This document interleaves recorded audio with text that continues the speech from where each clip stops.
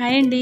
కానాగంతుల చేపల ఫ్రై చూస్తే ఎవరికైనా నోరూరుతుంది కదండి. కానీ చేపలు ఫ్రై చేసిన తర్వాత కూడా నీసువాసన రాకుండా ఉండాలంటే నేను చూపించినట్టు ట్రై చేయండి.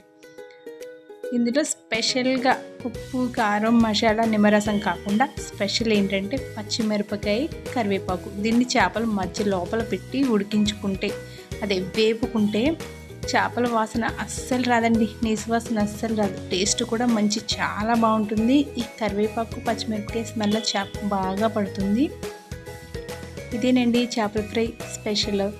ఎప్పుడు వేపేసుకుని పక్కన పెట్టుకున్నా, ఎప్పుడు తిన్నా నీసు వాసన రాకూడదు అనుకుంటే ఇలా ట్రై చేయాలండి. ఫుల్ వీడియో చూడాలనుకుంటే కనుక ఈ వీడియో కింద లింక్ ఇస్తాను, అది కూడా చూసేయండి.